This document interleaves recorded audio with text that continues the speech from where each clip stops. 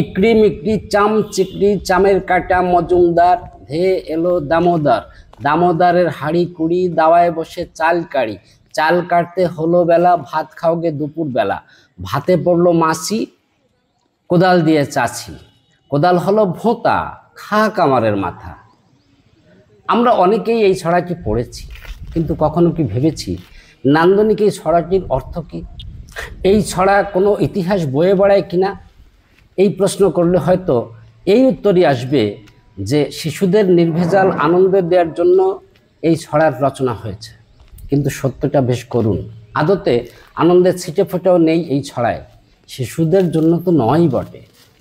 মূলত এই ছড়ায় ছড়াকার অসাধারণ দক্ষতার সাথে চিরন্তন বাংলার সাধারণ মানুষের দুঃসহ আর্থসামাজিক অবস্থা তুলে ধরেছেন। চলুন এবার ছড়াটির প্রতিটি শব্দ পঙ্ক্তি ধরে বিশ্লেষণ করে দেখি। ইকড়ি অর্থ সংসার প্রতিপালনের জন্য সারাদিন খেটে খুঁটে কঠোর পরিশ্রম করা, কিন্তু তাতেও যখন সংসার চলে না তখন প্রয়োজন হয় মিকড়ি অর্থাৎ আরও কিছু অতিরিক্ত উপার্জনের চেষ্টা করা।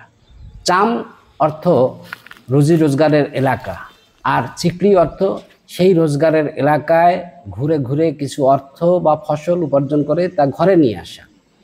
কিন্তু সমস্যা হয়ে দাঁড়ায় এই চামের কাটা মজুমদার। মজুমদার মূলত এক প্রকার রাজ কর্মচারীর পদবি, যার কাজ ছিল খাজনা বা রাজস্ব আদায় ও হিসাব রাখা। আর তাই অনেক সময় খাজনা আদায়ের নামে দরিদ্র খেটে খাওয়া মানুষের সর্বস্ব কেড়ে নিয়ে যেত বলে তাকে পথের কাটা বলা হয়েছে। আর অতঃপর ধে এলো দামোদর। এই দামোদর হলো মূলত ফড়ে পাইকারের দল, যারা সাধারণ কৃষকের উৎপাদিত ফসল অথবা কুমারের বানানো তৈজসপত্র স্বল্প দামে কিনে নিয়ে বাজারে চড়া দামে বিক্রি করত। কিন্তু এই দামোদর শুধু এসেই ক্ষান্ত হয় না, এখানে বলা হয়েছে দামোদরের হাড়ি কুড়ি। এর অর্থ হলো তারা যখন আসে তখন সাথে করে হাড়ি কুড়ি নিয়ে আসে, অর্থাৎ খেটে খাওয়া মানুষের উৎপাদিত সব দ্রব্য সাথে করে নিয়ে যাওয়ার প্রস্তুতি নিয়ে আসে। এরপর বলা হয়েছে দাওয়ায় বসে চাল কাড়ি, অর্থাৎ মজুমদার আর ফড়ে পাইকারের থেকে লুকিয়ে যেটুকু চাল বাঁচানো গিয়েছে এবার সেটা দিয়েই ঘরের দরজায় বসে ভাত রাঁধার প্রস্তুতি শুরু।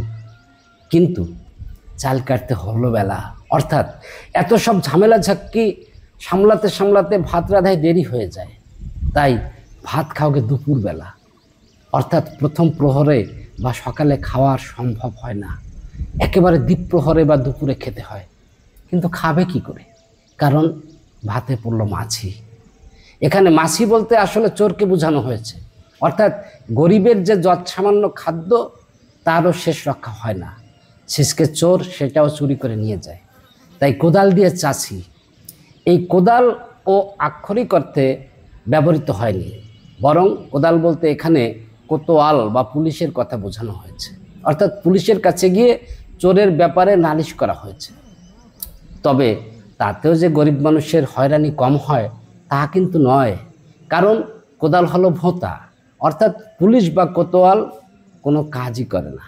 আর তাই খা কামারের মাথা, অর্থাৎ এই কোদাল যে কামার বানিয়েছে মানে পুলিশ কোতোয়াল সৃষ্টিকারী গ্রামের উচ্চ পর্যায়ের লোকেরা, শেষমেশ তাদের কাছে গিয়ে এই হতদরিদ্র মানুষগুলোর মাথা কুটে কাটতে হয়।